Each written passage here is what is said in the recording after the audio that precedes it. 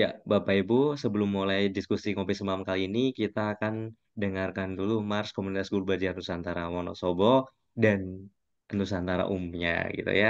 Untuk Bu Dini kami persilakan.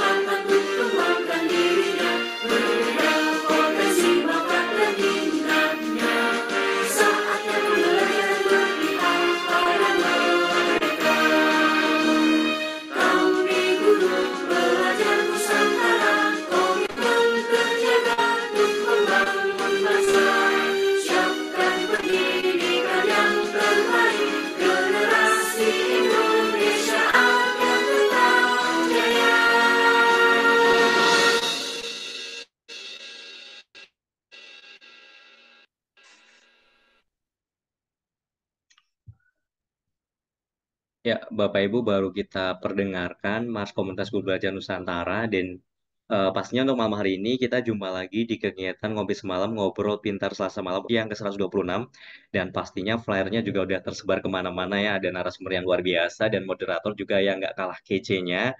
Namun sebelum itu kami persilakan dulu kepada Ketua Komunitas Guru Belajar Nusantara Wonosobo kepada Ibu Sri Juwariah, kami persilakan. Silakan Bu Juju.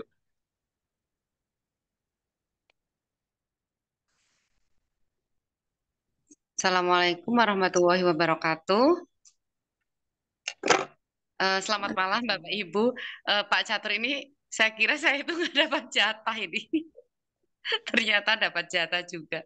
Selamat malam Bapak Ibu seluruh Nusantara yang Masya Allah peserta hari ini, malam hari ini sudah ke 71 ya, udah 71 eh, peserta dan semangat sekali belum sampai pukul 20 ya Pak Catur ini. Tapi mereka sudah antusias bahkan dari mancanegara ini ya. Banyak sekali dari luar daerah. Wonosobo juga masih berusaha untuk masuk ini Pak Catur. Dan pada malam hari ini nanti Bu April akan menemani Ibu narasumber kita yang juga dari luar daerah. Beliau Ibu Mohon maaf Ibu, siapa? Yurika Ya, manggilnya Kusuma. Burik. Oh, Bu Rika gitu ya. Ya, Bu Burik. Yurik, Bu Yurika, Bu Rika gitu. Mm-mm. Saya sapa dulu Bu Rika, selamat malam. Selamat malam, Ibu. Iya. Bu Rika kok ini videonya agak blur ya Bu? Oh ya, ini burem ya. Tunggu-tunggu sebentar Eh, ya. Jadi biar Eh, teman-teman di Wonosobo juga kepingin lihat wajahnya Bu Rika yang ini emang apa sebentar-sebentar deh. Aku kasih. ya, ini Oke. udah agak sedikit ini, udah agak sedikit. Hmm, Cantiknya keluar Bu Cah. kalau kalau jelas. Jadi selamat datang di Wonosobo Bu Rika. Terima kasih atas undangannya. Senang banget malam ini diajakin belajar bareng-bareng lagi gitu ya. Nanti kita berbagi cerita sama-sama. Dan malam hari ini nanti Bu Rika juga akan ditemani oleh Bu April juga dari Wonosobo dan juga Bu Dini dari Wonosobo juga. Semoga teman-teman bisa belajar dengan Bu Rika sampai malam. Mudah-mudahan Bu Rika tetap ini ya Bu, tetap on ya Bu di malam hari ini karena Wonosobo itu semakin malam semakin dingin Bu. Iya, jadi nanti akan diteruskan oleh Bu Dini, sapa-sapanya dengan Bu Rika. Silahkan dilanjut Bu Rika dan Bu Dini, silahkan Bu Dini. Ya, terima kasih Bu Cucu. Suara saya terdengar ya? Iya, terdengar. Terima kasih Bapak Ibu. Assalamualaikum warahmatullahi wabarakatuh. Puji syukur kehadirat Allah Subhanahu wa Ta'ala yang telah melimpahkan berkahnya sehingga kita semua bisa berkumpul malam ini di diskusi ngobrol pintar Selasa malam ya Bapak Ibu guru hebat, dan malam ini kita akan ditemani oleh Bu Rika dari Rangkul. Ini duet maut KGPN dengan Rangkul sepertinya ya Pak Kadir. Dan Bu Rika akan ditemani oleh Bu Lina selaku moderator. Tapi sebelumnya kegiatan ngopi semalam ini merupakan kerjasama dengan Disdikpora Kabupaten Wonosobo dan Diskominfo serta SLTT PGRI Wonosobo. Begitu ya Bapak Ibu. Bu Lina sudah siap? Siap, Bu Dini. Oke, silakan waktu saya berikan kepada Bu Lina sepenuhnya. Monggo. Terima kasih Bu Dini sebagai opening pada malam hari ini. Assalamualaikum warahmatullahi wabarakatuh. Salam sejahtera untuk kita semua. Yang saya hormati Ibu narasumber kita, Ibu Rika Kusumawati dari Rangkul, Surakarta. Yang saya hormati Bapak Ibu guru hebat yang pada malam hari ini telah hadir pada acara ngopi semalam.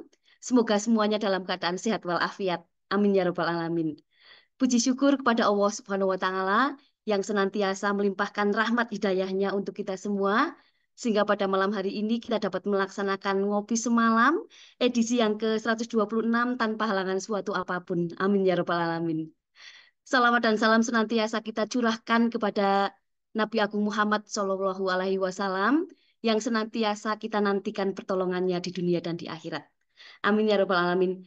Bapak Ibu guru hebat yang saya hormati, perkenalkan, nama saya Sri Agung Aprilina. Saya mengajar di SDN 2 Bejiarum, Kecamatan Kertek. Pada malam hari ini, saya sebagai moderator pada acara Ngopi Semalam edisi ke-126 dengan tema teknik komunikasi efektif berbicara agar anak mau mendengar. Nah, sebelum kita mulai acara pada malam hari ini, alangkah baiknya kita berdoa terlebih dahulu. Dipersilahkan. Berdoa selesai. Nah, Bapak Ibu guru hebat, ada informasi sedikit dari KGBN.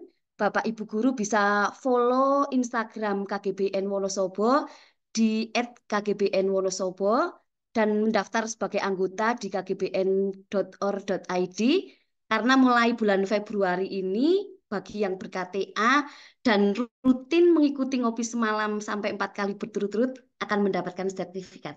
Yeay. Begitu ya Pak Catur. Ya, terima Iya, kasih betul sekali. sekali Bu Dina. Ya, nah, pembahasan kita pada malam hari ini adalah teknik komunikasi efektif berbicara agar anak mau mendengar. Wah, pembahasannya krusial sekali ini, Bu narasumber.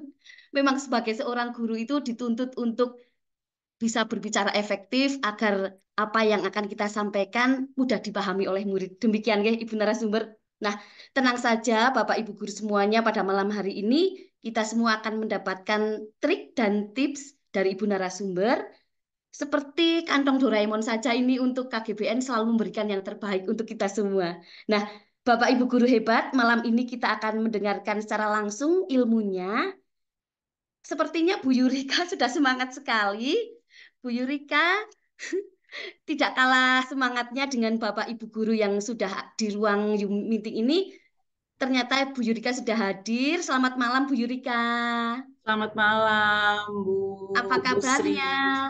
Kayaknya Sehat. masih muda sekali. Saya Kenapa? Kak Yurika gitu aja. Kayaknya masih muda Boleh, sekali. Ya, boleh. Alhamdulillah. Ya, Alhamdulillah saya juga dalam keadaan yang sehat walafiat. Sudah tidak sabar lagi untuk menunggu materi dari Kak Yurika pada malam hari ini. Oh iya, sebelum kita ke materi kepada Bu Yurika, dipersilakan untuk memperkenalkan diri terlebih dahulu. Kepada Terima Bu kasih, Yurika Bu Sri. dipersilakan. Selamat untuk berbagi cerita bersama Bapak Ibu guru di sini. Suatu kehormatan bagi saya. Izinkan saya memperkenalkan diri. Perkenalkan, nama saya Rika. Saya relawan keluarga kita. Saya tinggal di Solo, Jawa Tengah. Saya ibu dari 2 orang anak remaja. Yang pertama SMA kelas 2, kelas 10 ya. Sekarang tuh bilangnya kelas 10. Yang nomor 2 kelas 11, yang kedua kelas 9, dua-duanya perempuan. Saya sehari-hari ibu rumah tangga tapi juga bekerja wira swasta dengan jam yang cukup fleksibel di rumah. Saya jadi rangkul udah berapa tahun ya? 8 tahunan lah ya, 7 sampai 8 tahun. Karena saya merasakan sendiri manfaatnya, maka saya ingin mengajak Bapak Ibu untuk belajar bersama-sama dan berbagi gitu ya, bahwa ini semua nih bukan ilmu yang kayak di angan-angan yang kayak nggak terjangkau gitu, tapi justru sangat mudah dipraktikkan, praktik baiknya di ruang keluarga dan di ruang kelas kita masing-masing gitu, Bu Sri. Terima kasih Kak Yurika. Nah, kemarin sebetulnya saya mau memperkenalkan CV dari Kak Yurika, tapi karena Kak Yurika kan ada CV-nya, maka Kak Yurika Oh iya, memperkenalkan aduh sendiri, nggak maaf ya. apa-apa. Sampai kelupaan. Iya, karena ada istilah tak kenal maka tak sayang. Iya, Nah, oh halo Bapak Bu Ibu guru, Yaya. iya. Ada yang Nah, Bapak Ibu guru hebat, pada malam hari ini Bapak Ibu bisa menanyakan kalau ada sesuatu yang ingin ditanyakan nanti melalui room chat atau bisa juga raise hand ketika sesi tanya jawab. Alangkah baiknya peserta diskusi tidak menyela narasumber saat menyampaikan materi.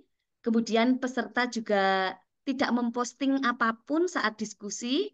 Kemudian melakukan unmute ketika mendengar paparan.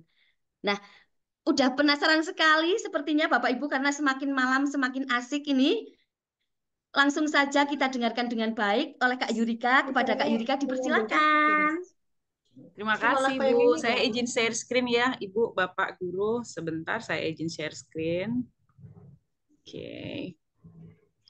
Nah, di sesi pada hari ini, jadi kami di keluarga kita, kami memiliki berbagai jenis macam sesi bicara gitu ya. Kami bilangnya, kenapa sih bilangnya bukan sesi seminar gitu, bukan eh apa ya, bukan sesuatu yang canggih-canggih, tapi kami bilangnya sesi bicara rangkul gitu, karena memang yang ditekankan pada sesi-sesi di keluarga kita adalah berbagi ceritanya. Jadi saya bukan sebagai narasumber gitu ya, saya sebagai fasilitator, ada topik yang disusun oleh tim keluarga kita secara terstruktur gitu. Nah, untuk malam hari ini saya akan membicarakan sesi bicara rangkul per topik. Nah, topiknya adalah bicara agar anak mau mendengar. Jadi sebenarnya ada beberapa macam sesi, ada juga sesi berkelanjutan, itu topiknya lebih lebih banyak gitu ya, yang dibahas lebih luas gitu. Nah, hari ini kita spesifik kita akan membahas tentang teknik komunikasi yang efektif, bagaimana cara kita berbicara supaya anak mau mendengar gitu. Ini sesuatu yang menantang ya, tidak hanya di ruang kelas. Saya prakteknya tentu di ruang keluarga dengan 2 anak saya gitu, dua-duanya anak gadis yang banyak orang tua mengeluhkan sulit banget sih ngomong gitu ya sama anak remaja, susah banget ngomong sama anaknya supaya mau didengar gitu. Kalau sambatan ibu-ibu nih di anak-anak yang usianya seusia anak saya adalah kita baru ngomong satu kata mereka udah 10 kalimat terus udah ngeloyor gitu. Nah, itu caranya gimana sih gitu. Supaya mereka mau dengerin kita gitu. Mau mendengar tentu menurut saya juga pribadi mendengar itu juga sebenarnya sesuatu keterampilan ya Bapak Ibu gitu. Mau tidak hanya berbicara, mendengar pun sebenarnya adalah suatu keterampilan yang patut kita ajarkan kepada anak-anak kita, patut kita wariskan gitu ya, ke suatu kebiasaan baik yang harus kita ajarkan ke anak-anak. Jadi mereka tidak hanya diajarkan untuk bagaimana cara berbicara, tapi juga bagaimana cara mendengar gitu. Nah, ini ada kalau di kami nih ada lagi topiknya nih, bagaimana menjadi pendengar yang baik. Tapi hari ini kita akan fokus belajar tentang bagaimana bicara agar anak mau mendengar. Nah, sebelum saya mulai ke materinya nih, saya mau memberikan Bapak Ibu ini adalah PPT-nya gitu ya. Jadi komunikasi itu ada dua ya Bapak Ibu. Supaya anak mau mendengar berarti cara kita berbicara harus yang efektif gitu. Efektif tuh berarti mudah dipahami, singkat, padat, apa yang mau kita sampaikan tuh nyampe. Gitu. Jujur ini menantang sekali sih untuk perempuan kayak saya yang hobinya ngomong gitu ya, yang kalau ngomong tuh pasti merepet gitu, yang kayak mesti ada rentetannya panjang gitu. Jadi belajar berkomunikasi efektif buat saya tuh kayak kalau di level main game tuh levelnya tuh kayak levelnya yang tinggi gitu. Karena jujur saya orang yang kalau ngomong tuh nggak bisa singkat padat jelas gitu. Pasti kalau mau ngomong tuh maunya tuh yang panjang. Karena bayangan saya dulu nih sebelum belajar sama keluarga kita, makin banyak kalimat yang diutarakan, itu harusnya orang makin ngerti. Gitu. Kan aku jelasin gitu. Kalau jelasin panjang lebar harusnya dia ngerti dong gitu. Tapi ternyata tidak. Saya mengalami sendiri gitu ya. Ini anak makin dijelasin panjang-panjang, kenapa bukannya makin ngerti, kenapa makin nggak ngerti gitu. Akhirnya anaknya tantrum, ibunya lebih tantrum kan, merasa kayak udah ngomong panjang-panjang, anaknya tetap nggak ngerti gitu. Ternyata cara berkomunikasi saya tidak efektif. Nah, kita mulai dulu nih dengan komunikasi itu artinya apa sih? Artinya di sini ada tulisannya ya Bapak Ibu ya, artinya bertukar atau mengirim dan menerima informasi dari satu pihak ke pihak lain.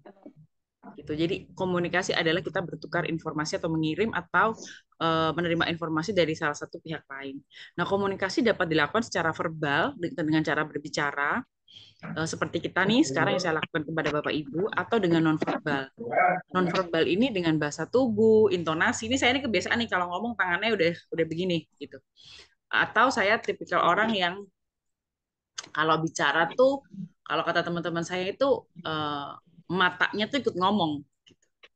Jadi saya kelihatan banget nih kalau lagi nggak suka sama orang, teman deket saya tuh udah kayak tahu, nggak usah palsu ngomongnya. Teman saya tuh bisa bilang gitu, kan aku tetap senyum, tapi matamu tuh palsu gitu. Kita tahu gitu saat kamu suka sebenarnya tulus gitu, mata saya tuh bicara gitu. Jadi saya tipikal orang yang kalau ngomong tuh tangannya gerak, matanya ikut ngomong gitu. Dan itu membantu saya gitu tanpa saya sadari, membantu saya untuk menghargai lawan bicara saya. Saya terbiasa ngomong tuh menyamakan gitu ya lawan bicara saya dengan saya. Saya akan senang sekali kalau ada orang bicara sama saya, matanya ikut berbicara. Jadi kalau ngomong sama saya mereka berbinar gitu, saya oh ini berarti orang feedbacknya sama saya bagus ya gitu. Tapi beda kalau ngomong terus kayak orangnya menghindari tatapan atau nunduk atau sambil ditinggal sambil main gadget gitu ya. Jadi saya karena saya ingin diperlakukan begitu, maka saya juga sepenuh hati saat berbicara sama lawan bicara, saya berusaha berbicara dengan verbal dan non-verbal itu saya keluarkan. Begitu pula dengan intonasi. Kita suka nggak sadar ya. Misalnya nih, anak nanya gitu, "Mah, boleh nggak makan mie instan?" Gitu. Sebenarnya kita mau bilang nggak boleh, tapi karena itu udah kayak udah pernah kayak dia hari kemarin udah makan mie instan deh gitu. Tapi karena kita tahu mungkin dia anak ini kondisinya lagi sakit, lagi nggak kepengen makan apa-apa, kepengennya makan yang panas, dan mungkin hasratnya kepengennya makan mie instan gitu. Ya udah akhirnya dibolehin, tapi ada yang ngomong, ya udah boleh. Kan anak jadi bingung ya, ini sebenarnya mama bilang boleh, tapi kenapa mukanya biasa aja gitu. Beda kalau saya ngomong, ya udah boleh. Beda ya Bapak Ibu. Sama tadi saya ngomong, ya udah boleh. Sama saat saya bilang, ya udah boleh kok. Lain kan? Gitu. Nah, ini nih jadi tidak membuat lawan bicara kita tuh bingung gitu. Sebenarnya ini bolehnya boleh apa gitu. Dan seringkali nih biasanya kalau anaknya udah lebih besar gitu ya, saya juga masih suka kelepasan sih, ngomongnya tuh nyinyir gitu. Em, ngomongnya tuh kayak ya gitu deh, pakai nada intonasi yang tidak menyenangkan. Dan itu kan sebenarnya nggak menyenangkan ya Bapak Ibu. Kita kalau digituin kan nggak menyenangkan ya. Kita kan tentu akan lebih senang berkomunikasi dengan orang yang baik secara verbal maupun non verbal, dia berbicara dengan berbinar gitu, atau saat dia menjelaskan sesuatu, atau misalkan saat dia sedih gitu, dia berbicara dari hati. Jadi antara hati, mulut, kepala, badan nih sinkron gitu. Kita akan lebih mudah saat kita melakukan itu, kita akan lebih mudah eh, memahami gitu. Saat kita punya lawan bicara kita seperti itu, kita akan lebih mudah memahami. Begitu pula saat kita berbicara dengan menggunakan semua indera kita gitu. Orang lain juga akan lebih mudah menerima perasaan kita gitu. Oh, ini dia sedih nih. Kita nggak perlu ngomong, aku sedih loh gitu. Tapi dengan intonasi, dengan sorot mata gitu ya, dengan cara kita berbicara, kayak saya nih tone yang saya rendahkan gitu, orang akan ngeh gitu bahwa oh dia sedih, oh dia sedang tidak baik-baik saja. Jadi lawan bicara kita juga tahu gitu, mereka harus merespon apa. Nah, yang ketiga, komunikasi tentu perlu dilakukan dengan efektif supaya supaya apa? Supaya pesan yang mau kita dapat disampaikan gitu ya. Ya, pesan yang mau kita sampaikan dapat diterima dengan tepat sesuai dengan maksud dan tujuan kita. Sama kayak tadi contoh di atas waktu sebelumnya saya bilang ya. Anak saya minta izin untuk makan mie instan gitu. Saat saya menyatakan ya udah boleh, silahkan bikin yuk. Misalkan saya mau mengatakannya, tapi jangan lupa ya nak ditambahin sayur, dikasih telur gitu, atau mungkin ditambahin bumbu apa. Gitu. Saya menjelaskan dengan jelas, dengan mata yang berbinar, dengan nada yang menyenangkan gitu. Maka anak saya ngerti bahwa oh ini boleh. Tapi kalau saya ngomong kayak ya udah boleh, sana bayangin, udah dia pengen makan, bisa-bisa jadi nggak kepengen bikin mie instan ya, ngedenger saya ngomong gitu. Jadi sana boleh bikin sana. Jadi dia pasti akan ragu kan, jadi ini sebenarnya boleh apa enggak? Jangan-jangan ini boleh tapi nanti aku diomelin. Jadi dia jadi bertanya-tanya kan, jadi sebenarnya boleh apa enggak? Gitu. Misalkan contoh lain apa ya? Misalkan anak-anak saya remaja biasanya gini, Ma boleh nggak hari ini pulangnya agak lebih malam karena ada pesta ulang tahun teman, atau aku diajak makan teman karena dia ulang tahun.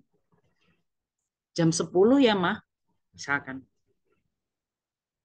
Ya kan pasti kita akan bertanya, naik apa, nanti bagaimana pulangnya, dengan siapa saja, makannya di mana gitu. Saat menyatakan izin, oke boleh, dengan menyatakan izin kayak ya udah terus aja pulang malam, nginep sana sekalian. Pengen ya ngomongnya gitu gitu ya. Tadi beneran pergi kita bingung gitu. Jadi perlu menyadari gitu bahwa oh ya udah ini kebutuhan dia gitu ya, memang salahnya mungkin nggak minta izin dari awal. Oke, kalau nggak minta izin dari awal kita bisa bersepakat sama anak, oke karena kamu tadi nggak ini izinnya mendadak, boleh nggak jam 10 tapi setengah 10.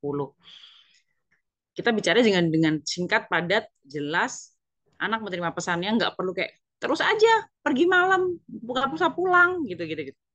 Kita cukup bilang karena ini mendadak, boleh nggak jam setengah 10 ya nak, nanti mama pesenin Gojek setengah 10. Tunggu di titik ini. Singkat, padat, jelas. Anak juga ngerti. Oke, berarti boleh, tapi tidak jam 10, jam setengah 10. Clear kan Bapak Ibu gitu. Bayangin nggak kalau tadi saya ngomong pakai gaya yang tadi tuh. Ya udah sana, nggak usah pulang sekalian gitu. Jengkel nggak anaknya? Jadi kayak merusak malam minggunya kan? Apa sih gitu? Kalau nggak boleh ya udah nggak boleh aja, nggak usah merepet gitu, nggak usah ngoceh gitu. Jadinya kitanya bete, anaknya juga bete, sampai rumah pasti suasananya nggak enak. Tapi kalau tadi menyampaikan oke, ini kita juga menyadari bahwa itu kebutuhannya dia. Kalau kita kita setuju tapi sebenarnya ragu-ragu, kita menyampaikan boleh kok menyampaikan keraguan-raguan kita. Tapi kan kamu tadi nggak izin ya nak gitu. 9:30 boleh ya, tidak lebih.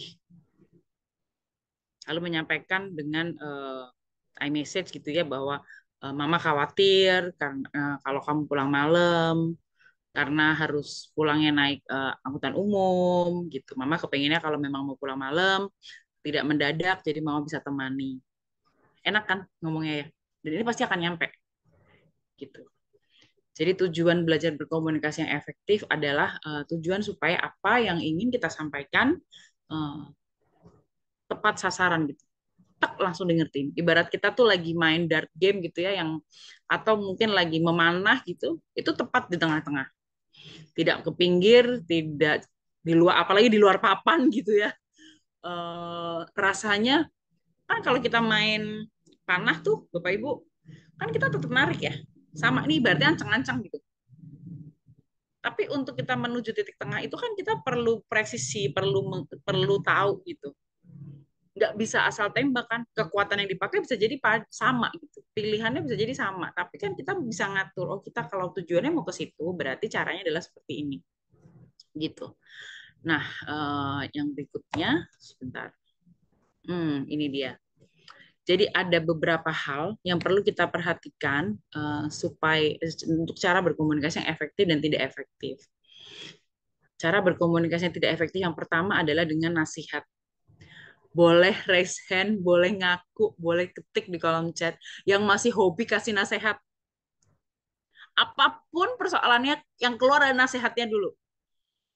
Makanya, tuh kan ibu bilang,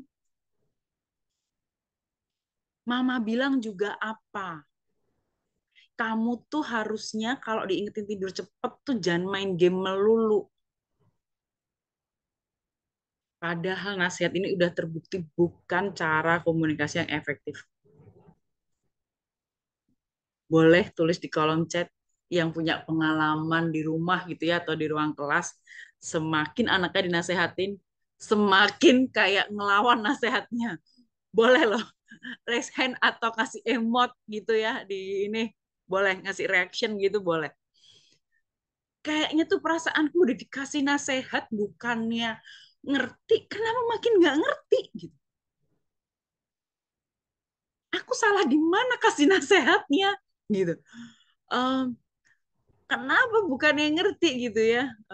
Anak makin nekat, iya cuma bilang enggak gitu, iya dia ada yang bilang oke. Iya nggak kepanggih gitu ya, kalau orang Jawa berarti nggak kepanggih itu kayak iya iya aja gitu tapi nggak diturutin gitu. Mungkin untuk Bapak Ibu yang roaming bahasa Jawa, saya mencoba menerjemahkan ya. Kalau di orang Jawa tuh ada, ya gitu, ibu-ibu tuh paling hobi ngomong, kamu jangan gak ngira kepanggih ya gitu. Itu kalau dari bahasa Indonesia kayak iya iya tapi nggak iya gitu loh. Ngomongnya iya tuh iya aja, tapi nggak dilakuin. Gitu. Ya ini karena memang terbukti nasihat ini bukan sesuatu yang lalu jadi musuhan nih katanya siapa nih jawab nih. Lalu jadi musuhan. Anak makin nekat selalu mendi saya Wahyu ya. Jadi terus kalau nggak boleh ngasih nasihat, terus apa dong? Gitu. Kita berikan refleksi pengalaman Bapak Ibu. Gitu. Ini di sini contohnya ya, memberi nasihat adalah, makanya kalau diingetin untuk tidur cepat, jangan bantah.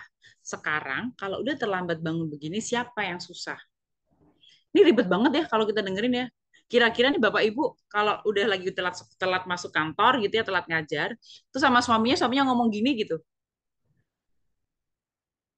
makin semangat kerja, apa mau makin pengen ngajak ribut suaminya yang ngomong gini? Makanya kamu tuh kok diingetin tuh tidur cepat, nonton drakor melulu, jangan bantah kalau telat gini siapa yang susah gitu. Yang ada jadi pengen ribut kan sama suaminya. Orang udah ribut bukan udah telat bukannya makin ditolong gitu ya, makin diomelin gitu. Nah ini udah terbukti kan nggak efektif. Kalau kita kan kita juga nggak mau digituin. Bayangin anak-anak gitu ya. Nah ini sekarang kalau di refleksi pengalaman di sini contohnya adalah kalau lagi nonton memang bikin lupa waktu ya. Mama dulu juga gitu kok. Bangun paginya jadi nggak enak. Dan terus jadi terlambat di sekolahnya. Udah titik. Titik. That's it. Nggak usah pakai merepet lari ke sebelahnya lagi. Cukup menyatakan refleksi pengalaman bahwa kita pernah ada di posisi itu dan menceritakan rasanya seperti apa. Ini ada yang komentar lagi sebentar sih kalau nanti sampai saya baca ya. Bawel amat nih ada yang bilang ngajak ribut. Iya. Saya pernah punya pengalaman. Saya tuh saya orang yang hobi ngomong tentunya hobi memberi nasihat gitu ya. Dulu waktu belum berobat jalan sama keluarga kita gitu. Waktu itu kejadian anak saya yang besar kelas 4 SD. Unbelievable banget nih anak saya ini hobinya tuh apapun ketinggalan waktu SD. Bahkan dia pernah sekolah nggak pakai sepatu loh, kita ngomongin ini sepatu which is di mana setiap orang keluar rumah kan pergi sekolah pakai sepatu ya gitu, dia bisa nggak bawa sepatu, buku ulangan lah, segala macam buku nggak disampul, udah deh bapak ibu sebutin apa dosa anak-anak SD itu yang suka lupa dibawa tuh, itu anak saya semua pernah lakuin. Suatu saat uh, testing ujian kalau di bahasa jadi bilangnya testing gitu, ujian harus membawa spesifik waktu itu buku gitu, buku ulangan untuk menuliskan jawaban di situ. Harus buku itu. Karena dulu di sekolah anak saya tuh buku tuh dicetak sekolah gitu. Jadi ada kayak buku ulangan lah gitu. Saya habis nganter dia, saya sarapan depan sekolah gitu ya. Saya lagi makan gitu. Terus tiba-tiba dia keluar nyusulin saya. Dia bilang, "Mama, aku nggak bawa buku ulangan. Gimana ya?" Saya sambil narik napas, sotonya jadi nggak enak ya. Waktu itu saya mau sarapan sotonya tiba-tiba udah jadi nggak enak gitu. Terus saya cuma bilang, aku juga pernah kok gitu. Terus aku disuruh jalan kaki pulang ke rumah ngambil bukunya. Terus mama pulanglah. Terus sampai rumah dimarahin Eyang nggak? Ya kan nggak ada orang, Eyang dua-duanya kerja. Terus balik lagi ke sekolah, balik lagi. Cuman kan ulangannya jadi udah selesai.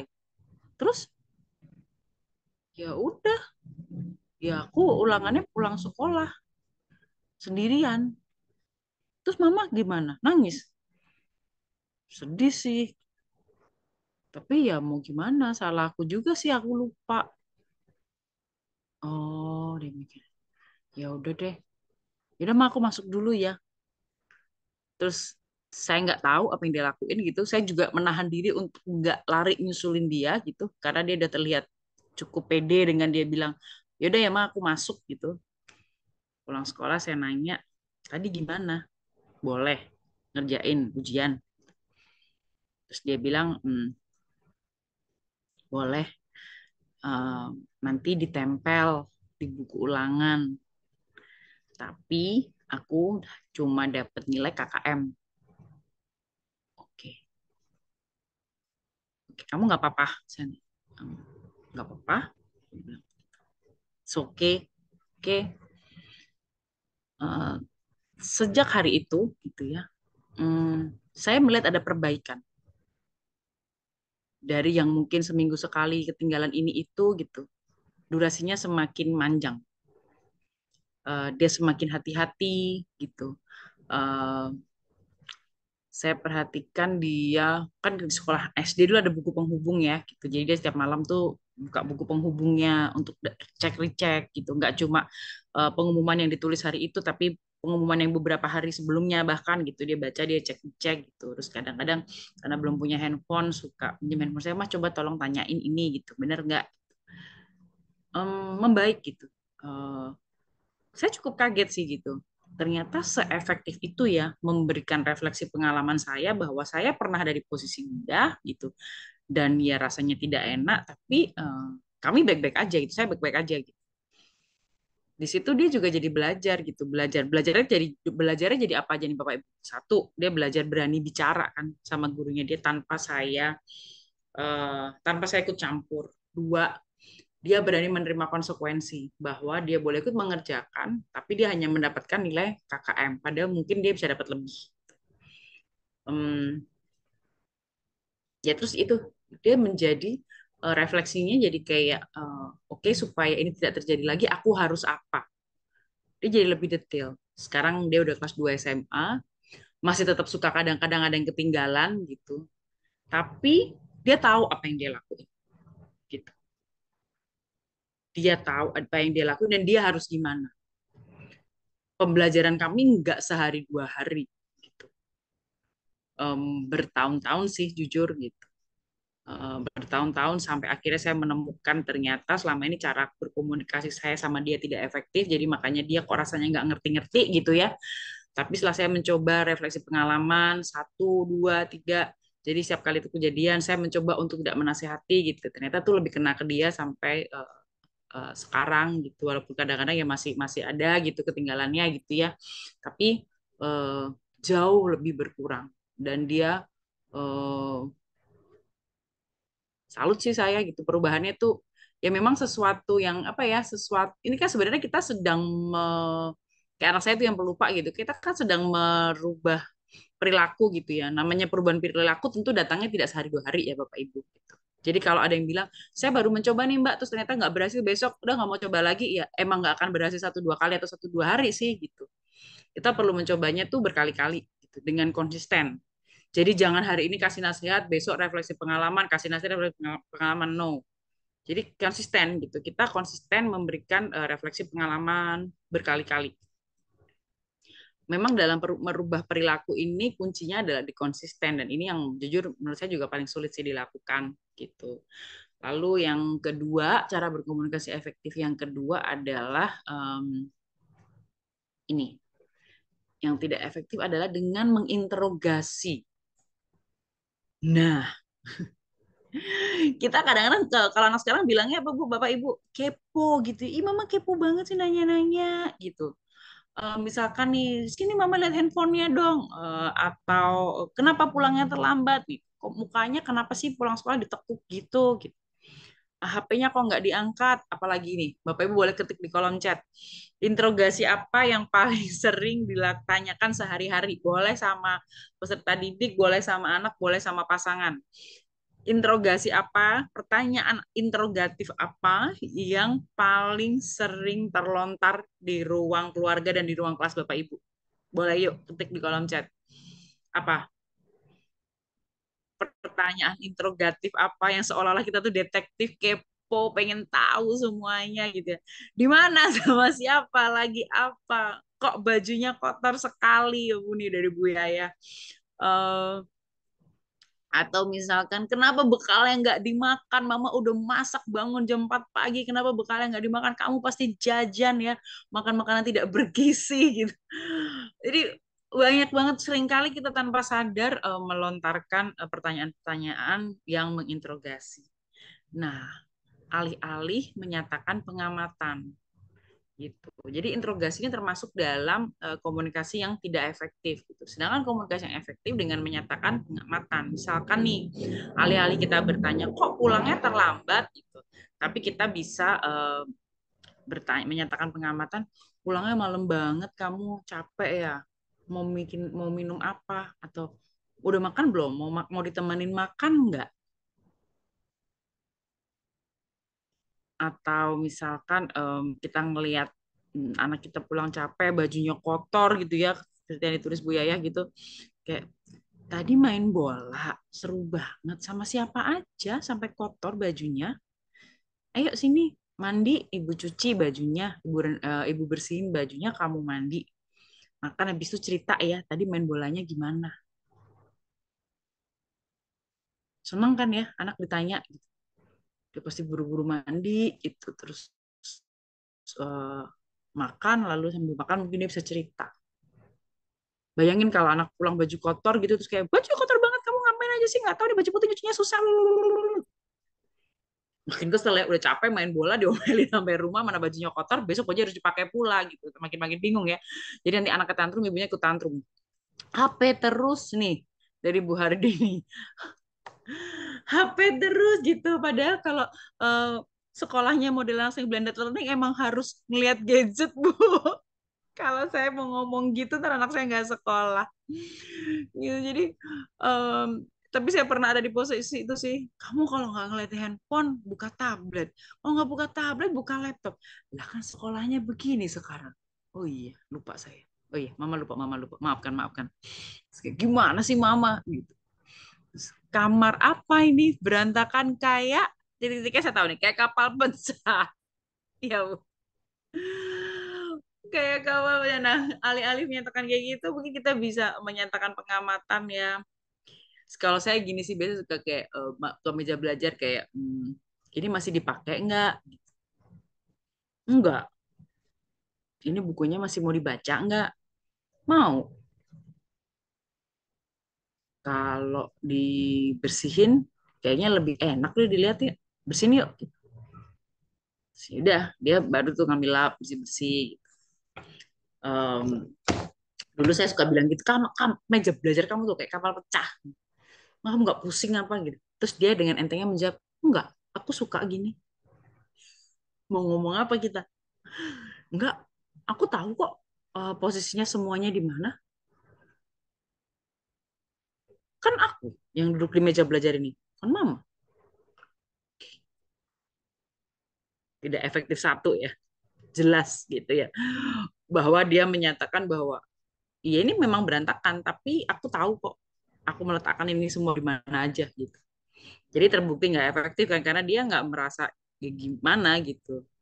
Ini dari main terus kapan belajarnya? Kita semua pernah ngomong gini ya. Terlambat lagi nih kalau peserta didik di sekolah ya, terlambat lagi gitu. Mungkin alih-alih kita berkata terlambat lagi gitu, apa ya bisa kita katakan mungkin kamu tadi ke sini naik apa? Misalkan dijawab nah, naik sepeda. Sepedanya baik-baik aja kan, rantainya nggak putus gitu. Enggak kok Pak. Misalkan eh, tapi kok kamu keringetan basah kuyup gitu? Iya, rantainya nggak putus, Pak, tapi bannya kempes. Mungkin dia cerita gitu ya. Oh, oke. Berarti kenapa dia terlambat ke sekolah karena ada kendala di jalan gitu ya. Dia akan lebih mudah bercerita. Saat kita tidak menginterogasi, maka atau dan melakukan pengetahuan pengamatan gitu. Lawan bicara kita biasanya akan lebih mudah dalam mengutarakan apa yang dia rasa karena dia tidak merasa diinterogasi, tidak merasa dihakimi sepihak gitu ya, tidak merasa disudutkan kan kalau nginterogasi itu biasanya identiknya sama menyudutkan kan ya, kayak tadi kamarnya kayak kotor kayak kapal pecah, terlambat lagi gitu. Jadi dan nadanya bayangin tuh kalau nadanya kayak saya tadi, terlambat lagi gitu. Kamu kamar apa berantakan kayak kapal pecah gitu. Ini kan nada yang sangat tidak enak didengar gitu. Otomatis lawan bicaranya apa? Defensif kan? Mau cerita juga males, kayak mau membela diri juga percuma. Ya udah diem aja. Jadinya nggak ada komunikasi kan? Berhenti komunikasinya. Cut, stop. Karena lawan bicaranya udah kayak ngerasanya kayak percuma juga dijelasin. Gitu. Tapi kalau kita menyatakan pengamatan, memberikan empati, otomatis lawan bicara kita akan lebih mudah untuk menerima apa yang kita utarakan gitu ya. Nah, yang ketiga nih Bapak Ibu adalah menolak perasaan. Nah, biasanya nih kita sebagai orang tua gitu ya, merasa paling tahu. Kenapa? Kan aku yang lahirin kamu. Kalau ibu-ibu nih, gitu. Mama kan yang lahirin kamu. Tahu lah. Gitu. Yang paling tahu kamu tuh aku. Mau kamu lahir dari dalam perutku, mau tak masukin lagi tak? Dia kan udah pasti kalau udah marah tuh standar ibu-ibu merapatnya kan gitu. Mau tak masukin lagi tak? Atau gimana? Nggak usah gitu, nggak apa-apa. Mama tuh tahu kamu tuh gini gini gini gini gini gitu. Padahal mungkin dia tidak merasakan hal tersebut. Ini contohnya di sini. Ah gitu aja tersinggung. Nggak usah dimasukin hati lah dek kalau orang ngomong begitu. Mungkin di sekolah ya diajak temennya atau di uh, diledek gitu ya gitu. Lalu dia sedih, terus bi- kita mikir biar anaknya kuat gitu ya, biar anaknya tough gitu, ngomong jangan tersinggung dong gitu aja, nggak apa-apa, jangan dimasukin hati, eh, nggak usah kecil hati gitu. Nah, pada anaknya lagi mungkin lagi kepengen kayak aku tuh udah sedih, kenapa sih perasaanku nggak diterima gitu. Sedangkan komunikasi yang efektif tuh kita dengan menyatakan empati, kita menyatakan bahwa kita memahami perasaannya. Mama paham perasaan kamu, nggak enak ya dengar orang ngomong yang nggak benar tentang kita, nggak enak ya dengar orang yang ngomongin kita hal yang kita tidak merasakan, kita melakukannya. Paling nggak menerima dulu perasaan dia, nggak buru-buru menghakimi dan tidak buru-buru menolak perasaannya dia gitu. Bayangin kalau kita ada di posisi dia gitu. Kita udah sedih gitu ya, ribut sama temen di sekolah atau di kantor, terus pas kita sampai rumah, kita cerita ke anak kita atau ke pasangan kita, terus mereka bilangnya, mama aja yang baper. Padahal kita udah mendidih di sini ya, minta di rumah mau cari pembelaan, begitu sampai rumah, kita cerita, pasangan kita atau anak kita bilangnya, ih mamanya baper, lagi PMS kali mama. Biasa lagi mah kayak gitu. Kira-kira makin kesel nggak? Kita mencari pembelaan yang ada kita ditolak perasaannya. Kesel banget kan ya gitu. Sama ke anak-anak gitu. Ya kan anak-anak sebenarnya sama ya manusia kayak kita gitu. Jadi saat anak-anak mengutarakan perasaannya, tindakan kita adalah ya kita terima dulu. Oke, mama ngerti, mama paham. Pasti nggak enak ya gitu. Em, kamu sedih ya, nggak apa-apa sedih.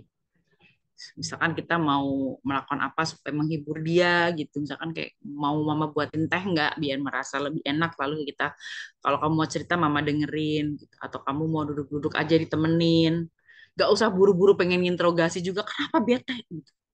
Mungkin dia belum pengen cerita gitu. Ada anak-anak tipikal anak yang kalau cerita tuh sesuatu saat persoalannya sudah selesai gitu. Dia sebenarnya kan sedang melatih kemampuan berkonfliknya dia gitu. Anak-anak kan perlu direlakan ya Bu, Bapak punya konflik dan belajar menyelesaikan konfliknya dia. Itu adalah tantangan tersendiri sih jujur buat saya sebagai orang tua, merelakan anak memiliki konflik dan menyelesaikannya sendiri. Seringkali kepengennya kita yang mengambil alih, buru-buru pengen ngasih nasihat gitu supaya konfliknya cepat selesai. Padahal kan dalam berkonflik itu tidak hanya sekedar bagaimana lekas selesai, tapi ada proses belajar yang harus memang dilewati oleh anak-anak kita gitu ya dalam berkonflik, dari mulai melakukan refleksi gitu ya, merehabilitasi, melakukan perbaikan, melakukan rencana aksi supaya resolusi supaya itu tidak terjadi gitu. Jadi banyak rentetan belajar yang memang harus dilewati oleh anak-anak kita dalam berkonflik gitu. Jadi saat dia kepengennya hanya diterima perasaannya, ya sudah ayo kita terima dia perasaannya, kita dengarkan. Nah yang terakhir, cara berkomunikasi yang tidak efektif dan yang efektif. Yang tidak efektif adalah dengan memberikan perintah gitu. Misalkan nih, sekarang atau nggak usah sama sekali. Sedangkan yang efektif adalah memberikan pilihan dan antisipasi. Misalkan nih, kamu mau kerjain sekarang atau 30 menit lagi? Atau misalkan mau sekarang atau mau besok, misalkan deadline-nya masih seminggu lagi. Atau memberikan pilihan, ini kepengen diselesaikan kapan? Hari ini atau lusa? Jadi kita memberikan pilihan dan antisipasi, bukan hanya sekedar perintah. Dan bahkan perintah yang nggak masuk akal gini ya, sekarang atau nggak usah sama sekali gitu, udah nggak usah dikerjain, buang aja PR-nya. Ya udah buang aja PR-nya, nggak usah kumpulin sekalian. Bisa jadi anak kita bilang gitu kan, ya mama aja sana yang sekolah, ngapain gitu. Tapi kalau kita berkomunikasi yang efektif dengan memberikan pilihan dan antisipasi gitu ya, misalkan karena dia mau menunda mengerjain PR karena mungkin dia masih kepengen nonton acara TV kesukaannya gitu ya, ya udah kita memberikan pilihan, kerjain sekarang atau 30 menit lagi setelah acara TV-nya selesai. Atau lebih bagus lagi kalau ini terjadi di sebelum kita udah tahu nih, misalkan dia mau, oh nanti jam 7 tuh acara kesukaan kamu mulai loh gitu. Kamu mau kerjain PR-nya sekarang sebelum acaranya mulai atau nanti habis acaranya selesai. Misalkan dia jawab nanti gitu. Oh, nggak apa-apa ya, nggak ngantuk. Misalkan dia bilang enggak, ya udah oke, deal. Dah cukup sampai di situ.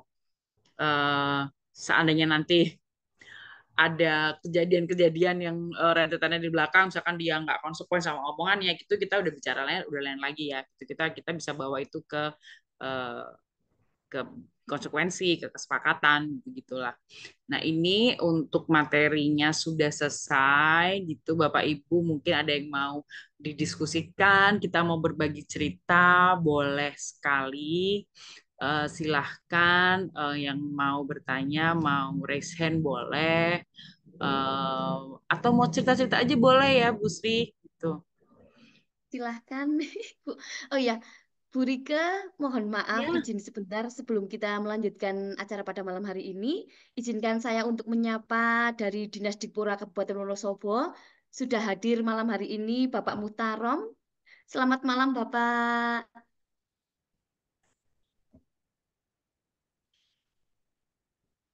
Nah, Bapak Muhtarom ini beliau alhamdulillah selalu hadir pada acara ngopi semalam Bu Rike.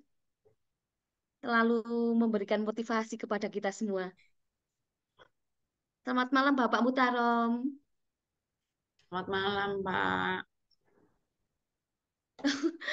Belum. Ya, lagi di lagi belakang, Bu. Bapak Ibu guru hebat, demikian pemaparan dari materi Bu Rika pada malam hari ini. Senang sekali menyimak Bu Rika seperti terhipnotis oleh suara Bu Rika gitu.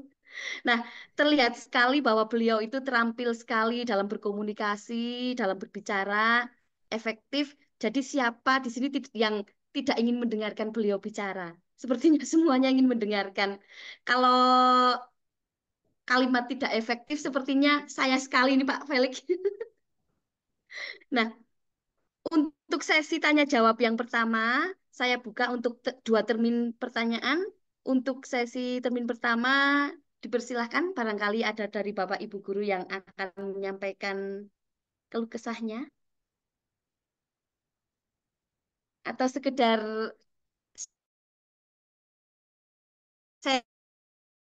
sharing gitu, Bu Rika. Boleh, boleh silakan. Sudah ada kan ini dari Ibu ya, Bu Hardini Puspa Cahyani katanya. Kadang suka pengen jadi seperti ibunya Nusa, Bu. Namun istri jadi mah jadi ibunya Sinchan. Ini cita-cita kita bersama sih ya, Bu, gitu. Cuman ya kalau udah temperamen bawaan itu memang salah satu hal yang nggak bisa dirubah ya. Kayak saya yang temperamen bawaannya begini gitu, kayaknya mau mau gimana jadi ibunya Nusa juga kayaknya nggak bisa. Jadi saya juga nggak bercita-cita jadi ibunya Nusa gitu. Eh, saya pokoknya saya berprinsip saya belajar gitu dengan bagaimana mengemas diri saya gitu jadi lebih baik sehingga ya walaupun nggak mirip-mirip banget sama ibunya Nusa cuman ya nggak mamanya Sinchan banget lah ya gitu gitu jadi tetap semua tetap belajar sih Bu gitu.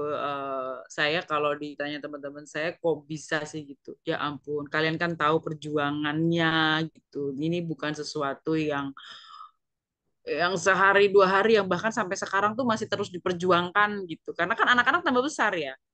Anak-anak tambah besar, anak-anak semakin yang satu udah menuju dewasa gitu. Jadi em, tentu cara ngomongnya juga saya udah kayak teknik yang berhasil kemarin tuh belum tentu berhasil hari ini gitu.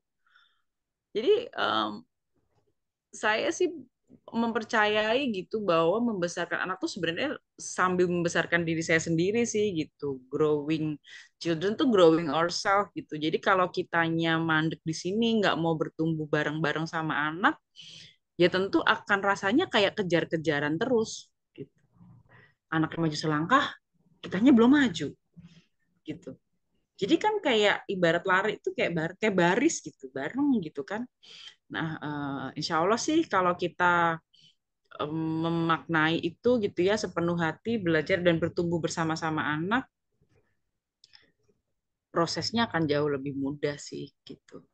Eh, Anak saya pernah melontarkan di saat saya bercerita, yang tadi saya buku juga pernah ketinggalan gitu, kayak, Mama ternyata kamu juga manusia ya. Emang kamu pikir selama ini aku apa? Enggak, aku pikir tuh kalau mama-mama tuh nggak pernah salah. Ya enggak lah.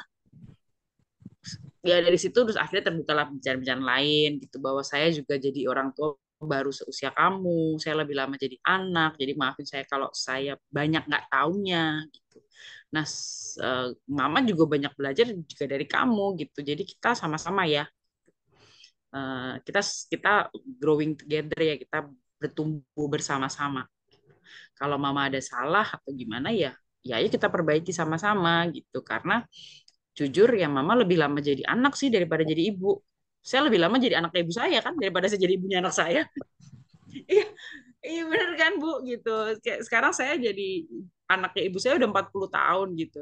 Tapi saya jadi ibunya anak saya baru baru mau 17 tahun gitu. Jadi ya kita sama-sama aja gitu.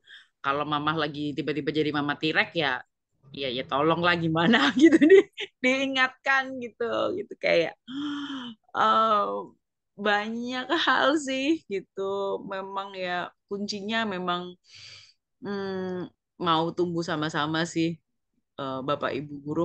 Mungkin di ruang kelas kali ya Bu gitu. Kalau di ruang kelas Bapak Ibu yang paling sering dialami gitu. Bu gimana dari Bu Emi nih Bu? Bu gimana kalau emosinya ya karena saya kok cepet naik darah lihat anak pada nggak sesuai dengan mau kita. Hmm, mengelola ekspektasi sih Bu. Eh, ini adalah hal yang dulu saya lakukan juga sih, gitu. Mengelola ekspektasi saya khususnya. Saya kita bisa kadang-kadang gini. hmm, Menurut saya selalu bilang gitu ya, menjadi orang tua yang paling menurut saya nih, yang paling sulit dilakukan adalah mencintai gitu ya anak-anak kita sesuai dengan kebutuhannya, sesuai dengan kodratnya dia. Kadang-kadang yang sering kita atau saya lakukan dulu adalah saya mencintai anak-anak buat memenuhi kebutuhan saya. Kebutuhan saya sebagai seorang ibu. Ekspektasi ekspektasi saya. Saya berekspektasi A, B, C, D gitu. Itu itu sudut pandangnya saya. Gitu. Saya orang yang sangat ekstrovert, suka kumpul banyak orang, punya temen ratusan gitu. Lalu saya diberi titipan sama Tuhan, anak saya nomor satu tuh, yang waktu SD itu punya temen, dia merasa cukup punya temen tuh dua, tiga. Aku nggak punya temen juga nggak apa-apa. Aku di kantin makan sendiri juga nggak apa-apa kok. Buat apa aku punya temen tapi aku nggak suka, terus aku pura-pura ngerti sama yang mereka omongin, pura-pura suka sama mereka. Buat apa? Nggak usah mah.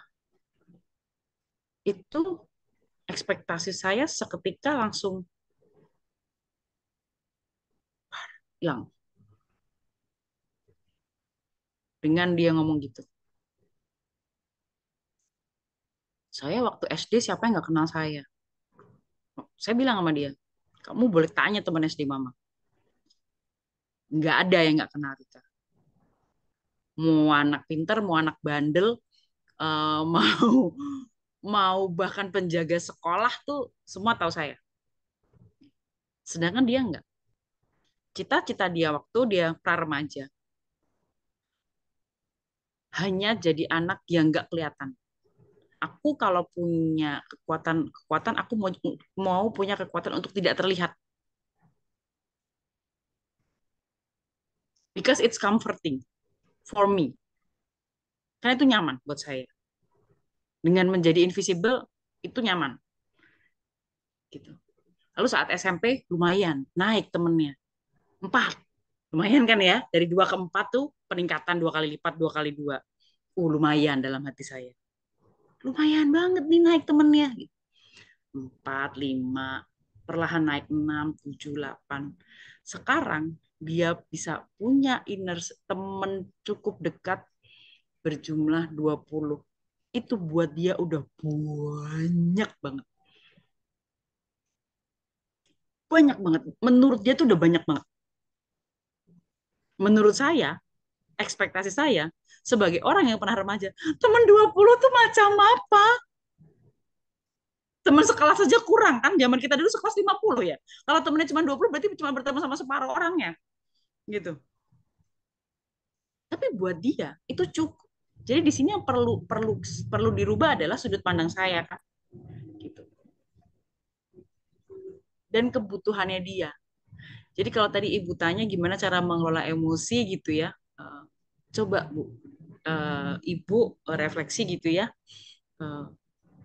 Ekspektasinya apa sih? Dan saat kita tahu ekspektasi kita apa, kita mikir lagi, bener nggak anak saya butuh ini? Jangan-jangan saya yang butuh. Dua pertanyaan itu tuh adalah dua pertanyaan yang sangat-sangat membantu saya mengelola emosi saya kala itu. Dan membantu saya untuk bisa berkomunikasi dengan efektif sama anak-anak saya. Dengan saya mengelola ekspektasi dan dengan saya menyadari bahwa anak ini harus dicintai dengan model kayak gimana. Saya nggak bisa nyamain mencintai anak saya yang pertama dengan anak saya yang kedua. Kebutuhannya jauh beda, Bu. Jauh berbeda. Sesederhana waktu mereka kecil, anak saya yang besar adalah anak yang lebih butuh saya di pagi hari. Jadi dia kalau dibangunin pagi harus yang model disayang-sayang. Dulu waktu kecil ya. Sedangkan yang kecil itu lebih butuh disayang-sayang kalau mau tidur. Yang gede gelundung tidur gitu aja bisa. Udah cuci kaki, gosok gigi, taruh di kasur, selimutin tidur. Kicep dalam hitungan 5 detik, nggak ada di 5 detik, 5 menit dia udah tidur. Sedangkan adiknya bangun pagi bisa bangun sendiri, tapi setiap malam harus ada saya di sampingnya, baru dia bisa tidur. Nah, ini kan termasuk kayak kalau ada teman saya yang bahasanya tangki cinta gitu ya. Tangki cintanya kan beda-beda. Nah, ini kita perlu paham dulu gitu. Kadang-kadang kalau kebanyakan luber kan nggak enak. Sama kayak kalau kita lagi makan. Mau kita suka banget makan nasi Padang gitu misalkan ya. Tapi kalau kekenyangan emang enak. Enggak ya? Kan enaknya tuh makan tuh kenyangnya tuh pas nggak begah gitu. Maksud kita mau ngasih cinta banyak-banyak. Tapi kalau ternyata tangkinya isinya cuma 100 mili, kita kepengen isinya 300, begah nggak? Bukannya ketampung, yang ada kebuang. Ini juga sesuatu hal yang saya perlu agak lama sih sadarnya. Karena saya pikir mencintai anak tuh mesti sama biar adil gitu. Tadinya saya mikir gitu. Sampai teman saya cerita gitu kayak, lah kalau tankinya beda Mbak, kami diskusi gitu. Ya juga ya. Enak kali ya dikasih dikasih banyak-banyak. Mau kita sesuka apa sama misalkan es buah gitu. Kalau kita makannya bergelas-gelas kan enak juga ya, jadi nggak enak es buahnya ya. Iya lah Mbak. Ya ini proses saya ya Bapak Ibu gitu cukup panjang gitu dan saya untungnya punya banyak teman yang membantu saya untuk kami kalau di keluarga kita tuh bilangnya sama-sama berobat jalan, sama-sama saling mengingatkan. Nah, ini ada yang jawab nih latihan pakai iMessage. Iya, betul. Latihan pakai iMessage gitu. Bapak Ibu udah ada yang pernah belajar menyampaikan berarti ya pakai iMessage. Iya, pakai iMessage. Jadi iMessage itu menyampaikan apa yang kita rasa tuh di depan. Jadi kayak aku mama misalkan tadi anak pulang malam gitu. Kita ngomong pakai iMessage. Rumusnya adalah aku merasa saat karena supaya. Jadi mama merasa khawatir saat kamu pulang malam karena kamu pulang naik kendaraan umum. Lain kali kalau mau yang kita mau gitu ya menyampaikan lain kali kalau memang pulang malam mama ingin kamu telepon dulu atau izin beberapa hari sebelumnya. Jadi Bapak Ibu bisa googling atau browsing gitu ya teknik bicara menggunakan iMessage. Ini ada kelasnya tersendiri soalnya Bapak Ibu ada cukup panjang kelasnya gitu untuk bagaimana berbicara dengan iMessage. Gitu ya Ibu, semoga mencerahkan, semoga membantu apa yang sudah saya sampaikan. Kira-kira ada yang misalkan yang belum jelas, boleh. Atau kita masih mau diskusi lagi, silahkan Bapak Ibu sekalian yang mau sharing. Dari Bu Yesi nih raise hand nih Bu. Persilakan. Baik, terima kasih Bu Lina. Mohon maaf izin off cam.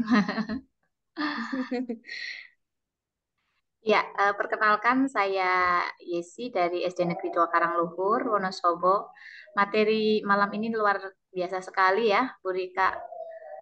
Kebetulan ini juga yang apa ya, yang sering kita hadapi saya selaku atau sebagai ibu gitu ya. Nah, jadi begini Bu Rika, kebetulan kan eh, kalau di rumah begitu ya, anak pertama saya itu kan kelas 6 gitu ya, usia-usia mendekati atau memasuki masa remaja seperti itu.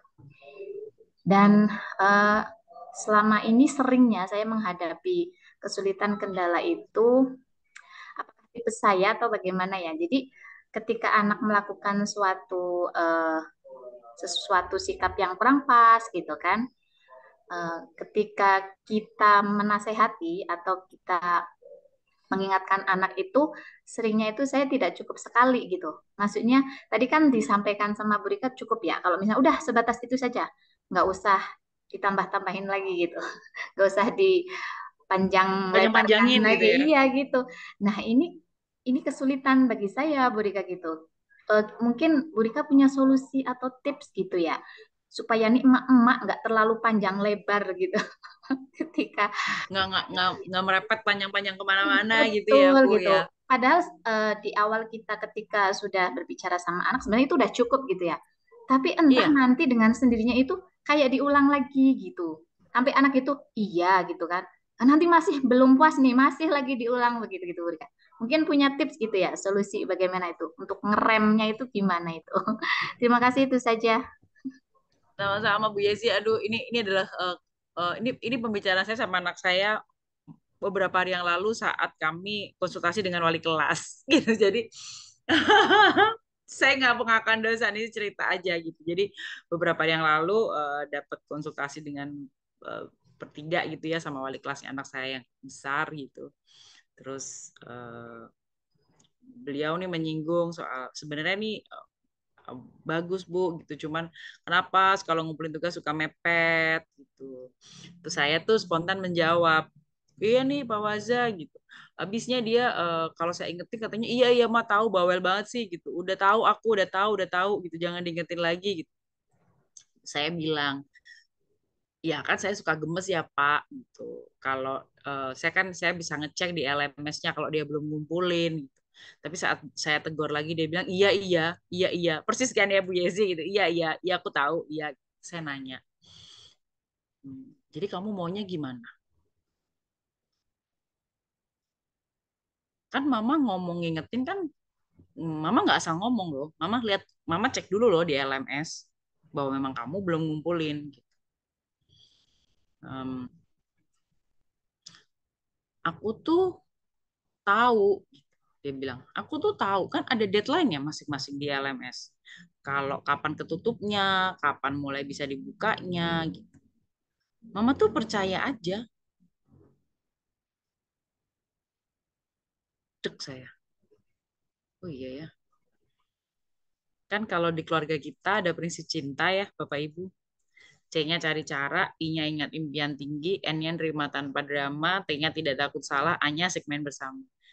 Saya seketika itu lupa seingat impian tinggi. Modal utama kita mengasuh adalah kita mesti percaya kalau anak kita bisa, bahkan saat belum ada buktinya.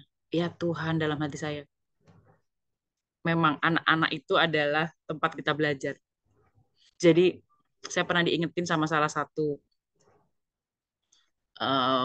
ini ya, kalau Bapak Ibu pernah dengar ada Ayah Edi gitu, saya pernah bertanya sama beliau, ayah saya harus bagaimana membesarkan anak ini. Saya tuh dengan ademnya gitu bilang sama saya, Ibu, Anak ini tuh yang dikirim Tuhan buat ibu belajar. Ibu tuh akan belajar banyak hal dari anak ini. Saya, kami ngomong sambil jalan gitu, karena sesinya, karena beliau kelasnya udah selesai gitu, saya nanya sambil jalan pulang gitu. Beliau udah jalan jauh, saya tuh sampai terpaku loh. Jadi nggak jalan, jadi nggak jejer. Sampai beliau nengok, kenapa Bu? Selama ini bingung, Ibu harus gimana? Iya, makanya saya nanya kan gitu. Ya, itu tadi jawabannya Bu. Anak ini dikirim buat ibu belajar banyak hal. Menjadi pengingat saat ibu lupa. Kalimat itu saya nggak akan lupa. Bahwa saya dikirimkan sama Tuhan 2 guru buat belajar jadi ibu. Di saat saya bingung nih mencari kitab suci, belajar gimana caranya mengasuh mereka, ternyata tempat belajar saya ada di depan mata saya, 2 anak ini gitu. Dan itu saya menyadari itu kembali beberapa hari yang lalu saat saya bilang ya Mama percaya aja. Iya bener sih, ini ada di prinsip cinta keluarga kita bahwa ingat impian tinggi, kita mesti percaya kalau anak kita bisa gitu. Tapi semakin anak kita besar, percaya sama dia tuh jadi hal yang semakin menantang gitu. Kayak susah aja gitu. Waktu anak-anak kita kecil, Bapak Ibu yakin kan kalau anaknya kan bisa jalan? Percaya kan kalau anaknya kan bisa ngomong? Percaya kan kalau anaknya kan bisa makan sendiri? Percaya kan kalau dia sakit dia akan nangis? Atau saat dia mulai duduk kelas 1 SD, kita kita semudah itu percaya bahwa dia akan bisa membaca dan menulis dan berhitung. Mau gimana pun prosesnya, pasti anak ini bisa.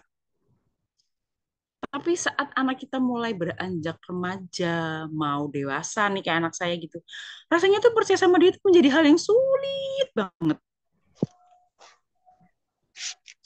Kayak kalau main game tuh kayak levelnya tuh udah level 100 gitu. Kayak, ya Allah ada aja gitu cobaannya.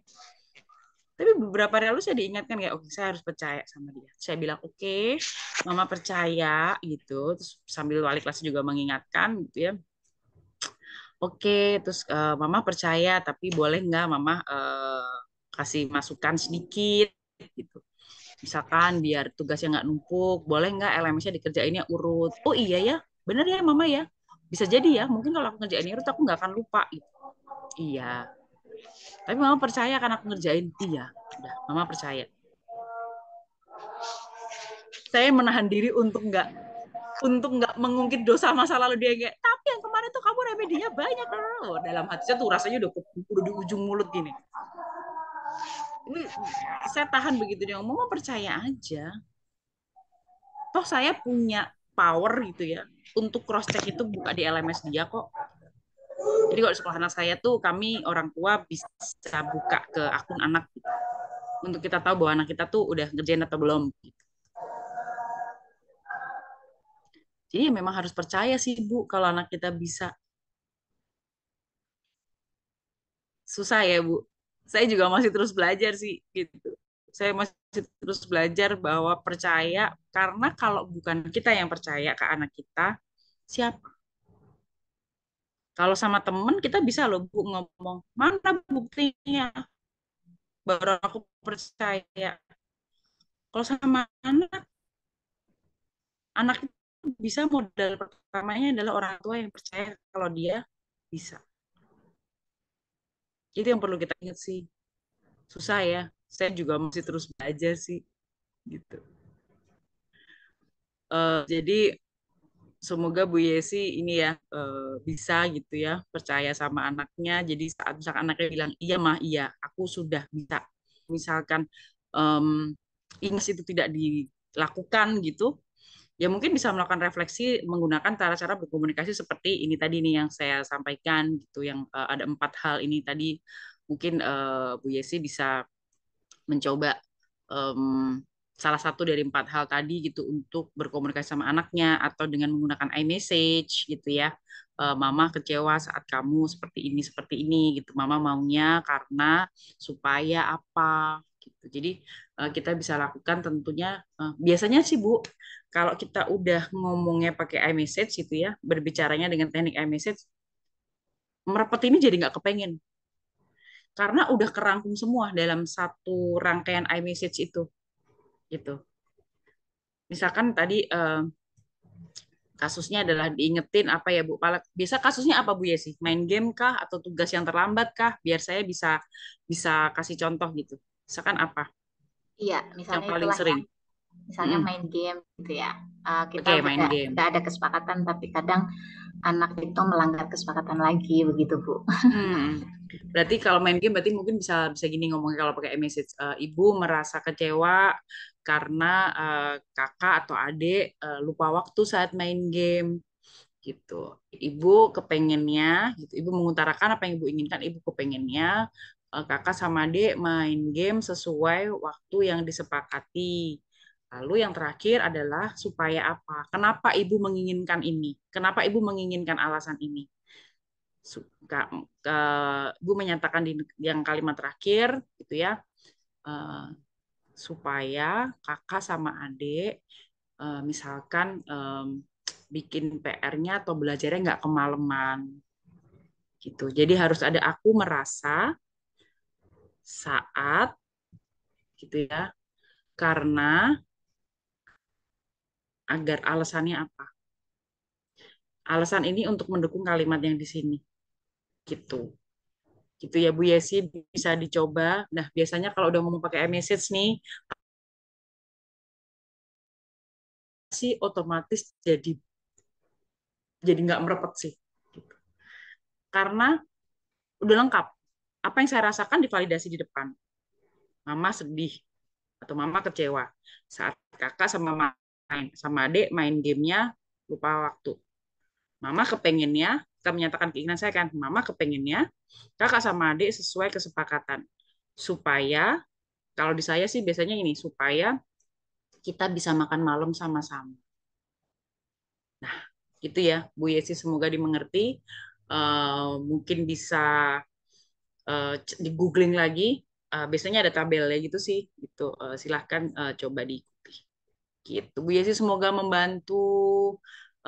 Mohon maaf kalau belum bisa membantu, tapi mungkin bisa dicoba dipraktekin gitu ya. Dipraktekin dulu, dicoba dulu beberapa kali gitu.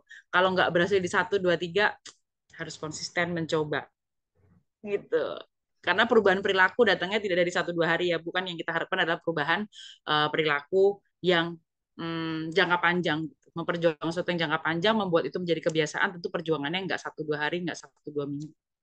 Itu jadi semoga Bu Yesi konsisten mencoba saat mungkin em, merasa sendiri gitu eh, dalam prosesnya bisa cari dukungan dengan mengikuti sesi-sesi rangkul teman-teman rangkul Wonosobo mungkin atau rangkul-rangkul di kota lain jadwalnya bisa dilihat di Instagram @rangkul keluarga kita gitu Ibu. Bu Salmiati, terima kasih tadi untuk pesan-pesan baiknya, hati saya baca jadi anget malam-malam nih walaupun di Solo lagi dingin banget karena hujan.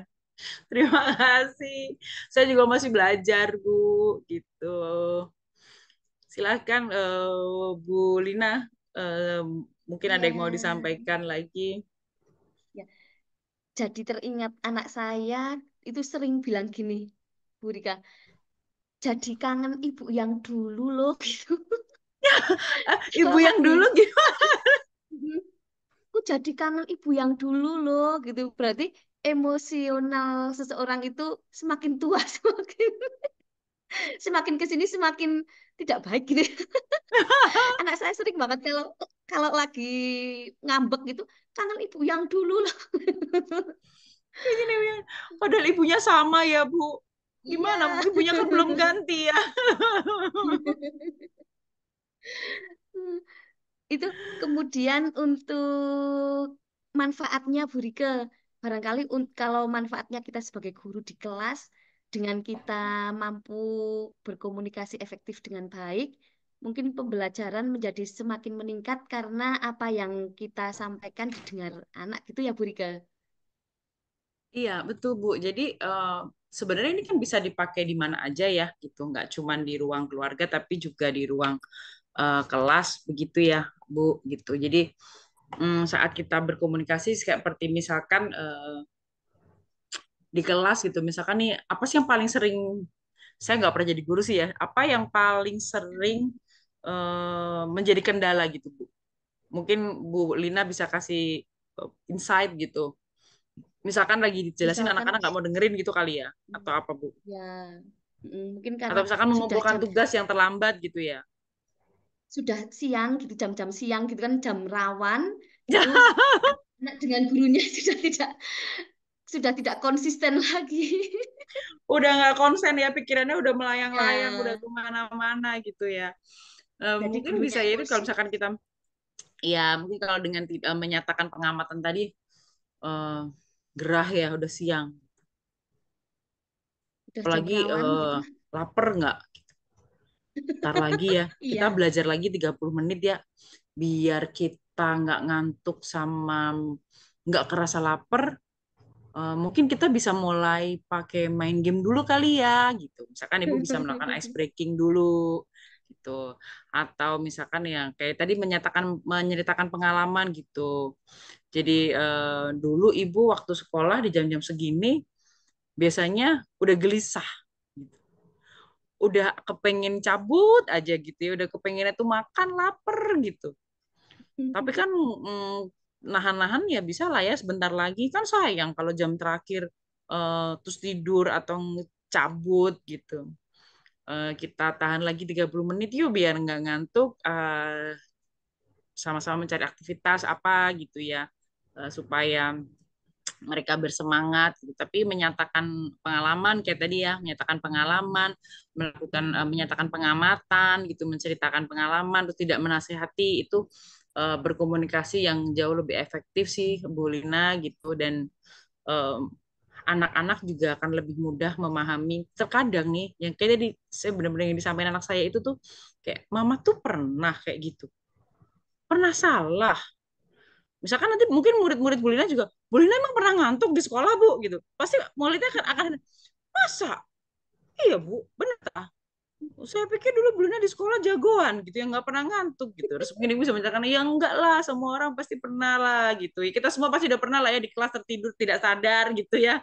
Dalam seumur-umur sekolah 12 tahun pasti pernah terlambat sekali minimal ya Bu ya gitu. Nah itu bisa kita menjadikan cerita gitu. Jadi supaya anak-anak juga tahu bahwa kita jadi jadi diri kita yang sekarang itu juga melewati hal yang sama kok yang seperti mereka lewati, dan kita melalui itu eh, tentu dengan tantangan yang lain, tapi kita baik toh kita baik-baik saja, ya kan? Dunia tidak berakhir saat kita ngantuk di kelas, atau dunia tidak berakhir saat mungkin nilai ulangan kita dapat jelek gitu. Ibu juga pernah sedih gitu. Tapi ya itu jadi tempat belajar buat ibu gitu. Jadi anak-anak mungkin juga akan, oh ternyata ada ya orang yang sudah melewati ini dan dia baik-baik aja loh gitu. Jadi mereka sebenarnya kayak butuh contoh bahwa hmm, ya ternyata tuh baik-baik aja gitu. Dunia nggak runtuh. Atau misalkan nih kalau di anak remaja nih kayak biasanya nggak putus cinta nih ya Bu ya, terus jadi bete nggak sekolah nggak mood gitu, sedih ya putus pacaran gitu. Tapi kan baik-baik aja, kamu malah bisa lo nanti gini gini gini. Ibu dulu juga gitu kok. Tapi kan namanya anak remaja dijelasin gitu kadang-kadang sulit ya Bu. Kayak alah, misalkan kita ngomong menolak perasaan, alah kamu baru diputusin aja baper banget gitu. Bayangin Bu, dulu kita lagi putus cinta digituin sama teman. Kesel banget kan ya, orang sini lagi sedih-sedih gitu. Dia kan cuma kepengen diterima perasaannya sedih ya, putus ya kamu ya gitu. Terus gimana gitu. Jadi ya berkomunikasi dengan yang empat hal tadi yang saya sampaikan mungkin bisa dicoba terlebih dahulu gitu.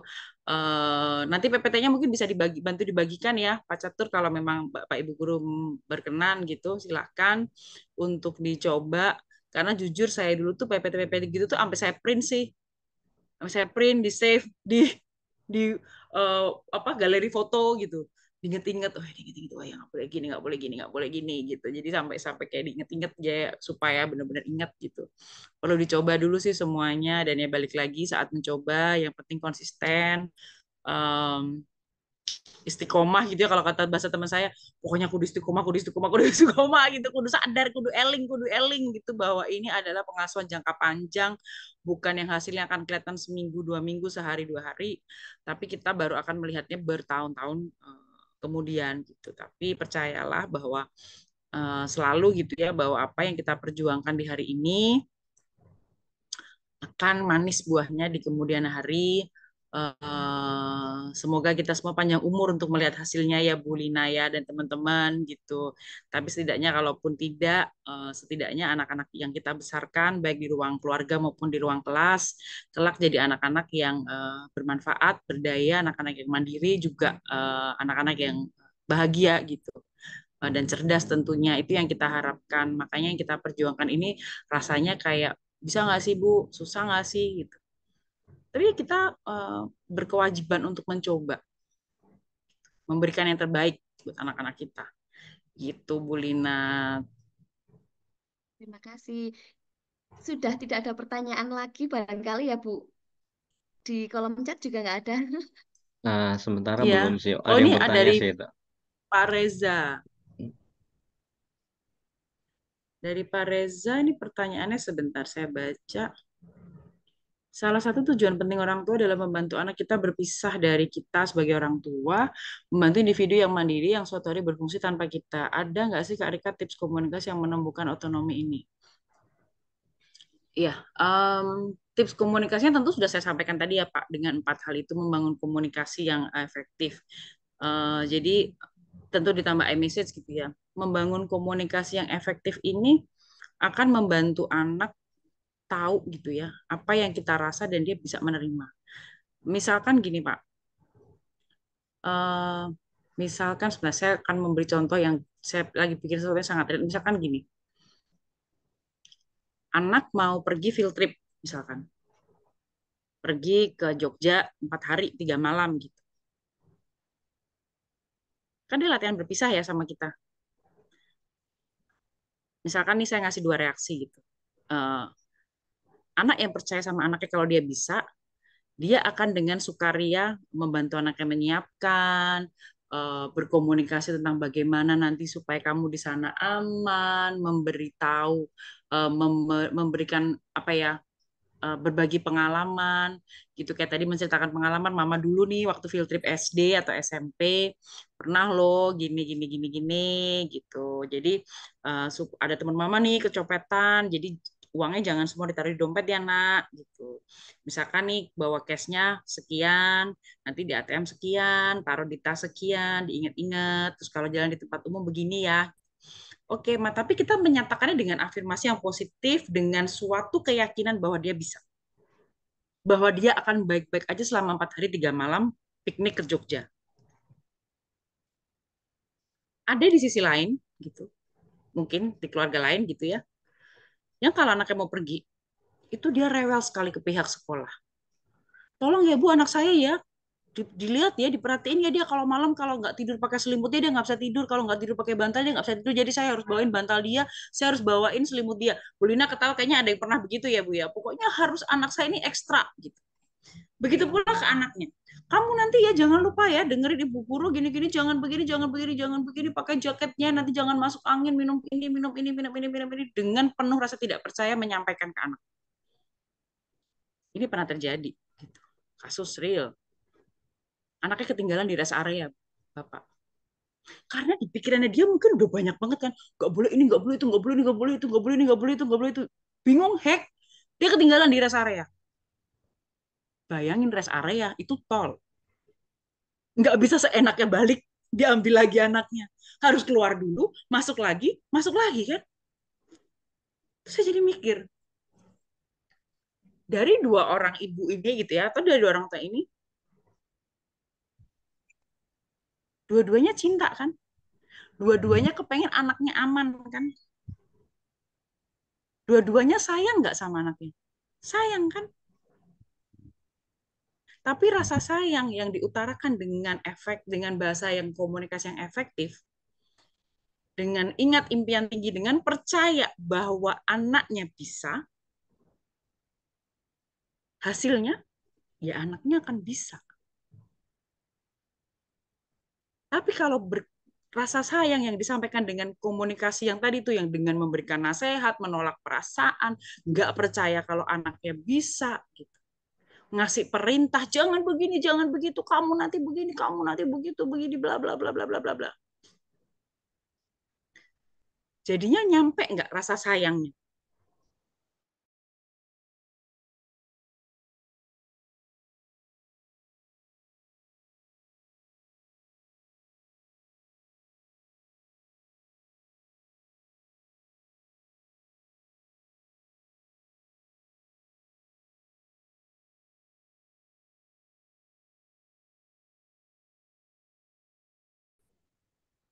Jadi dia jadi anak yang nggak percaya diri saat dia jauh dari orang tuanya. Nah, padahal yang kita inginkan adalah